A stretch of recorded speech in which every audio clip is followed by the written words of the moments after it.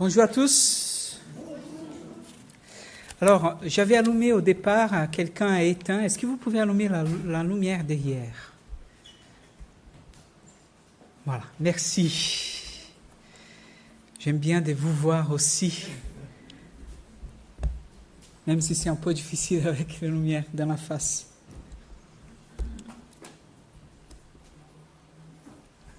Alors, aujourd'hui, j'aimerais bien vous partager une petite péricope de l'évangile de Luc, chapitre 18, du verset 1 au verset 8. L'évangile de Luc, chapitre 18, du verset 1 au verset 8.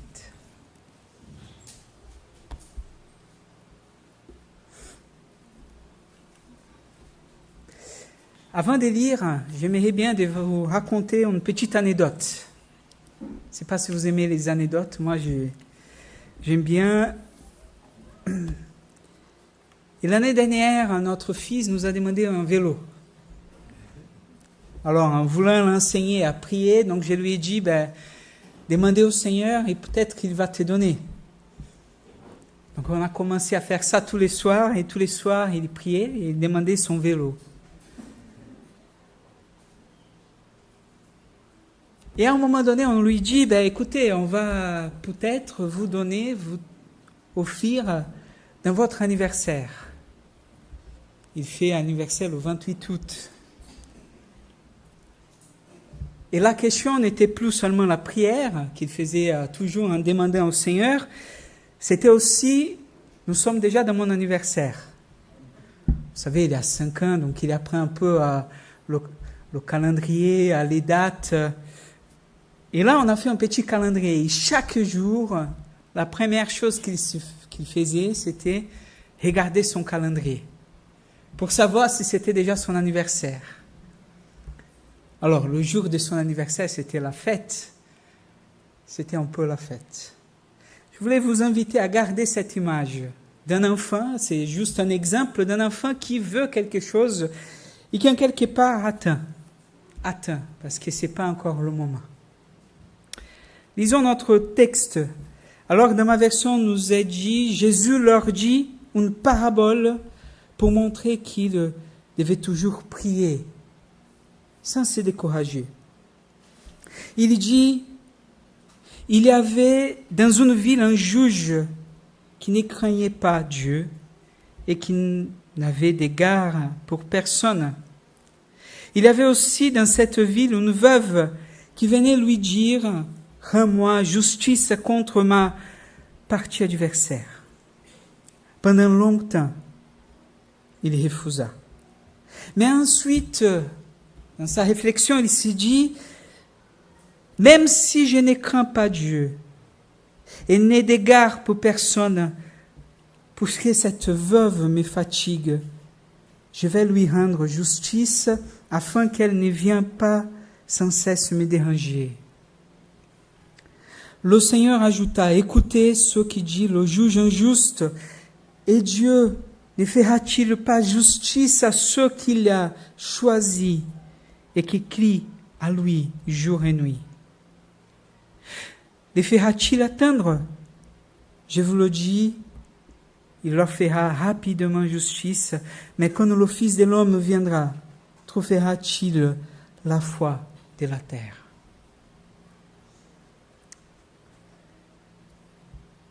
Prions. Seigneur notre Père Céleste, nous voulons te prier que toi tu puisses nous révéler dans nos cœurs ce que tu as à nous dire ce matin. Et que tout ce qui vient de toi puisse être gardé au plus profond pour qu'on puisse nous fortifier. Et ce qui vient de moi, Seigneur, efface de notre tête. C'est toi le centre. Nous te prions au nom de Jésus. Amen. Alors, bien entendu, quand je parle de mon fils qui veut un vélo et une veuve injuste qui demande la justice, c'est tout à fait deux choses complètement différentes. Vous êtes d'accord avec moi? Mais ici, Jésus utilise cette parabole pour nous révéler quelque chose du Père et on va essayer d'y arriver. Dans cette parabole, il y a 2 personnages principaux. Le premier, c'est le juge. La 12e, c'est la veuve. Et on va voir que finalement le juge et la veuve, c'est deux personnages qui sont en parallèle, mais qui en quelque part montrent une espèce de différence. Quand on voit le juge en quelque part, c'est le pilier de la société. C'est quelqu'un d'important. Sa position sociale, déjà, elle est importante. Et elle est importante parce que le rôle du juge, c'est celui de poser la justice, de permettre que nous, en tant que société, on puisse vivre et que dans les injustices qu'il va avoir, dans les enjeux de relations, dans les difficultés, on pourrait trouver quelqu'un qui va médier de façon juste. C'est un peu l'idée. C'est tellement important qu'en quelque part, le testament donné par Moïse, Deutéronome, il va être une des premières choses dans laquelle Moïse va traiter. Et il va dire en Deutéronome chapitre 1er, 17, quelles sont les caractéristiques du juge attendu. Regarde, soyez impartiaux dans vos décisions. Écoutez le petit comme le grand. Et ne vous laissez pas intimider par qui que ce soit, car la justice révèle de Dieu. Regarde les caractéristiques du juge telles que Moïse, telles que le Seigneur voulait pour son peuple. Quelqu'un qui soit impartial. Quel est le contraire de quelqu'un qui est impartial? Qui est partiel, qui prend un côté, qui défend un et méprise l'autre. Quelqu'un qui écoute les parties sans prendre en considération s'il est grand, s'il est petit. Écoutez les deux. Quelqu'un qui ne se laisse pas intimider. Ça veut dire, si quelqu'un est grand et qui a des grands enjeux, je ne vais pas me laisser intimider par celui-là, parce qu'il me menace, ou parce qu'il menace la ville, ou parce qu'il a une puissance. Non. Quelqu'un qui rend la justice. Et en rendant la justice, il révèle Dieu. Voilà le juge tel que la parole avait prévu. Mais le juge décrit par Jésus n'a rien à voir avec cette caractéristique. Le juge décrit par Jésus, c'est quelqu'un qui ne craigne pas Dieu. Et qui, dans cette expression, n'est pas préoccupé de rendre justice. N'est pas craigner Dieu ici, c'est je ne suis pas préoccupé si je vais rendre justice, si Dieu va s'y révéler. Plus encore, c'est quelqu'un qui ne se préoccupe pas non plus avec les personnes. S'il ne se préoccupe pas avec Dieu et s'il ne se préoccupe pas avec les personnes, à qui il est préoccupé? Quel est le centre de son intérêt? Lui-même, son bien-être, sa paix. D'ailleurs, c'est à cause de sa paix qu'il va faire quelque chose. Comme on dit, on casse mes oreilles. Cette veuve perturbe ma paix. Face à ces juges, nous avons la veuve. Dans l'Ancien Testament, il y a 3 personnes qui sont considérées les personnes fragiles de la société. Est-ce que vous vous rappelez? Ah voilà, Janine, elle était vite. Voilà, c'est bien ça, Janine. La veuve, l'orphelin et l'étranger. C'est les 3 à défendre. C'est les 3 qui ont besoin que nous défendons leur position. Qu'est-ce que cette parabole nous révèle? Quand il nous met en parallèle quelqu'un qui a une forte position sociale, qui peut rendre la justice, et quelqu'un qui vit l'injustice, qui est faible. La première chose, c'est que nous avons cette dichotomie entre forte et faiblesse, entre grand et petit, entre celui qui est le personnage et celui qui est pas forcément un protagoniste de sa vie. Cette parabole nous met ces deux en parallèle. Et cette parallèle nous montre en quelque part que ce que Jésus est en train de nous dire, c'est que la victoire de la veuve ne vient pas parce qu'elle a si un fort, mais c'est par la faiblesse. La veuve n'est pas rendue justice parce qu'il y a quelque chose à changer dans sa réalité. Elle n'a pas un bienfaiteur riche qui est venu et a rendu justice. Il n'y a rien de fort en elle-même qui pouvait rendre justice. Tout ce qu'elle avait, c'est sa faiblesse et sa persévérance. Donc, dans cette parabole, Jésus vient nous montrer que c'est pas notre force qui va nous faire vaincre, qui va nous faire aller vers le Seigneur, qui va nous faire recevoir ce que Dieu a à nous donner. Mais c'est la persévérance de quelqu'un qui s'y voit et qui s'y comprend faible. Le salut, Jésus a dit, n'est pas venu pour les saints, pour les forts, est venu pour les malades, pour ceux qui avaient besoin. Le pardon de Dieu n'est pas venu pour ceux qui sont saints, parfaits et irréprochables, sont venus pour les pécheurs. C'est le Christ lui-même qui nous dit que le Père lui a envoyé pour quitter les 99 pour aller chercher le un perdu.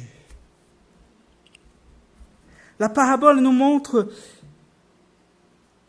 que nous ne devons pas chercher à être forts devant Dieu, que nous ne devons pas chercher simplement cette puissance, mais la grâce de Dieu qui s'y révèle à ceux et celles qui ont besoin.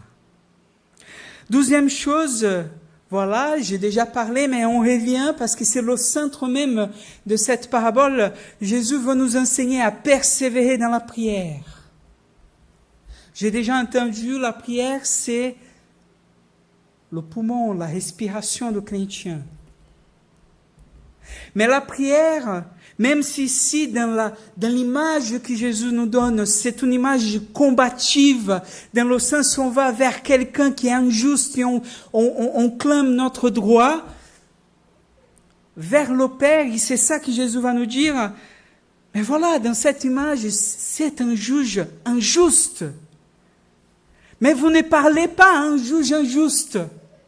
Vous parlez à votre Père. C'est là qui arrête cette image. Jésus ne nous invite pas à combattre Dieu pour avoir quelque chose comme si Dieu ne voulait pas nous donner. Jésus est en train de nous dire, non, voilà. Écoutez, Dieu ne fera-t-il pas justice à ceux qu'il a choisis et qui crient la nuit et jour?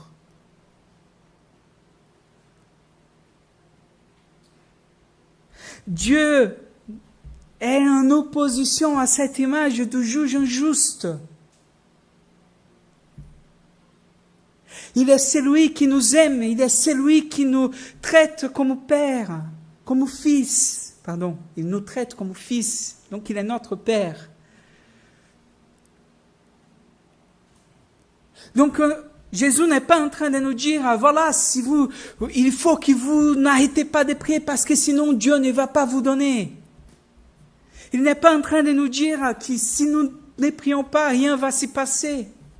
Comme si le sort de notre vie dépendrait exclusivement de la prière. Mais elle est en train de nous montrer que nous, en tant que fils, plus que cette veuve, nous devons rester jour et nuit en train de prier. Et nous devons être là jour et nuit en train de prier, non pas parce que Dieu ne va pas nous donner si nous ne faisons pas. Parce que dans notre faiblesse, c'est là qui se révèle la force de Dieu.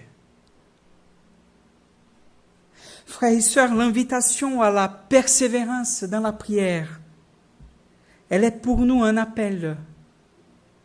Et je trouve intéressant de voir que la vie éternelle, comme on est décrite par Jésus, par exemple, en Jean chapitre 17, verset 3, quand il va nous dire que la vie éternelle, c'est connaître Dieu. Comment nous pouvons connaître Dieu sinon que par sa parole et par la prière? Dieu n'est pas un mage où on va frotter. Vous savez, comme Aladdin, on frotte la lampe, il apparaît un génie. Et il va nous dire alors, dites-moi vos 3 désirs. Dieu est celui qui veut être en relation avec nous. Alors, rester et persévérer dans la prière, c'est aussi rester et persévérer dans cette relation profonde avec Dieu. J'aime bien Berkhoff quand il va dire, nous prions non pas pour que Dieu change la réalité, mais pour que Dieu change mon cœur dans la réalité. Nous prions pour que cette relation et cette vie que Dieu nous promet se manifeste avant tout dans notre vie. Nous prions pour que la grâce divine soit manifestée de façon visible. Je ne sais pas si ce mot existe en français, mais je vais essayer palpable, touchable, que ce soit quelque chose de concret. Nous touchons pour que Dieu puisse manifester sa justice. Et d'ailleurs, c'est le texte que nous avons lu il y a 2 semaines. Cherchez d'abord le royaume de Dieu et sa justice. Cherchez d'abord le royaume de Dieu, cherchez d'abord sa justice.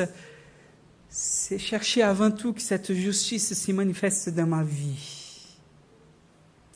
Alors, on peut tisser toute forme de critique à notre société injuste, parce qu'elle est injuste. Nous pouvons parler de nos gouvernants, des décisions arbitraires, des guerres dans lesquelles on ne contrôle rien et on ne comprend rien de pourquoi et comment.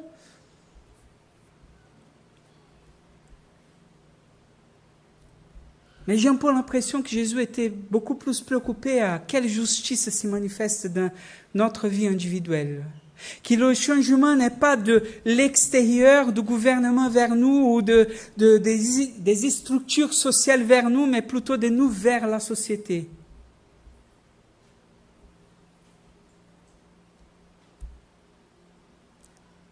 C'est facile de parler d'injustice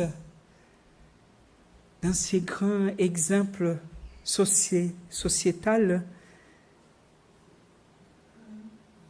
Mais quand dans notre fiche de un peu, on maquille un peu les choses pour ne pas tout payer.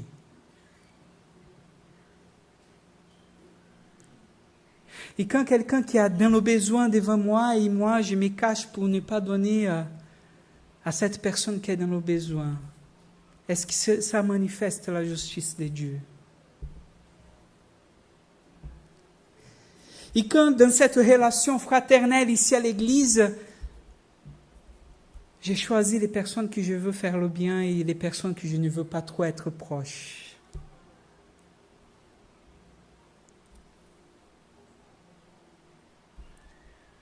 J'entendais une prédication d'un pasteur qui disait, j'entends tellement de personnes qui me disent, mais pasteur, j'ai de la difficulté à pardonner, j'ai ceci, j'ai cela, j'aimerais tellement, c'est lui qui dit, j'aimerais tellement entendre plus, je ne voulais pas pardonner et finalement je n'arrive pas à ne pas pardonner.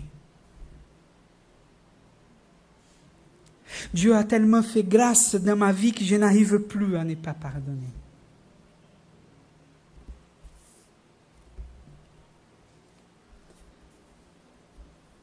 La question de cette veuve qui était dans l'injustice, qui vivait dans une situation difficile, elle nous révèle l'exemple même de ce que Dieu veut pour nous.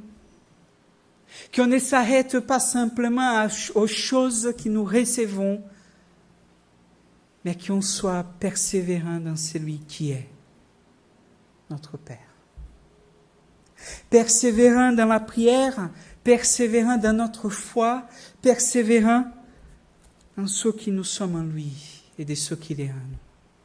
Parce que la dernière question que Jésus va poser dans cette péricope nous est importante, verset 8, mais quand le Fils de l'homme reviendra ou viendra, trouvera-t-il la foi sur la terre? Regarde, toute cette parabole nous parle de la foi.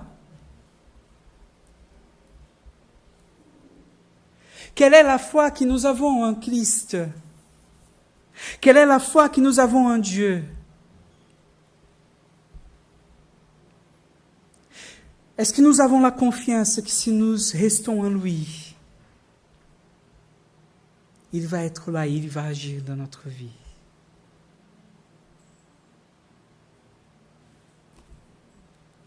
Trouvera-t-il des hommes, des femmes de prière quand il y reviendra? Serons-nous prêts quand il y reviendra? Cette semaine, ma soeur m'a envoyé le dernier vidéo enregistré de mon grand-père. C'était son dernier anniversaire. Et sa dernière parole enregistrée était « Veillez, soyez prêts, Christ reviendra ». Nous sommes invités ce matin à ne pas nous lâcher, à ne pas lâcher prise, parce que la situation est difficile. D'ailleurs, Paul va nous dire en Romains chapitre 5 que nous devons même être fiers pendant les épreuves, parce que l'épreuve nous conduit à la persévérance. La persévérance à la fidélité éprouvée. La fidélité éprouvée à l'espérance. Et cette espérance nous est confirmée par l'amour de Christ qui est venu, qui est mort, que nous étions encore pécheurs. Je voulais finir d'une citation d'Antoine Louis. Il va citer un père du désert dans un apologue qu'il a fait. Je voulais vous lire. Il dit « La nature de la pierre est d'être dure. La nature de l'eau est d'être tendre. Mais lorsque l'eau tombe goutte à goutte sur la pierre, pendant longtemps, ce qui est tendre finit par creuser ce qui est dur. Et la pierre devient une vasque qui recueille l'eau. De la même manière, notre cœur est dur et la parole de Dieu est tendre, et le cœur qui reçoit goutte à goutte la parole de Dieu dans longtemps finit pour s'attendrir et accueillir cette parole de Dieu. Ce qui est issu de la parole, nous venons d'entendre de la prière. Celui qui est persévérant dans la prière est promis à une réelle fécondité. Vous voulez avoir une vie féconde, vous voulez avoir la manifestation, la présence de Dieu, vous voulez avoir une relation profonde, persévérez dans la prière, persévérez dans la parole. À celui qui persévère, non pas persévérer par mes propres forces, mais persévérer dans l'abandon de ce que je suis. Persévérer pour dire, Seigneur, voilà, manifeste ta justice dans ma vie. Voilà, manifeste ta justice dans ce dont j'ai besoin. Manifeste ta présence et ta vie en moi. Persévère. Dieu ne tardera pas à nous répondre. C'est ce que Jésus nous annonce. Prions. Notre Père céleste, au nom de Jésus, nous voulons te louer, te glorifier. Merci, Père. Merci pour ta parole qui se renouvelle à chaque jour dans notre vie. Merci, Seigneur. Merci pour ton amour et ta grâce. Merci, Père, parce que face à nous, nous n'avons pas un juge injuste, mais nous avons un Père. Un Dieu qui nous écoute, un Dieu qui nous connaît en profondeur, un Dieu qui nous aime. Et nous aime à tel point qu'il est allé jusqu'à donner son Fils pour chacun de nous. Et là, ce matin, nous voulons te louer et te glorifier. Mais aide-nous, Seigneur, à persévérer en toi. Nous te prions au nom de Jésus. Amen.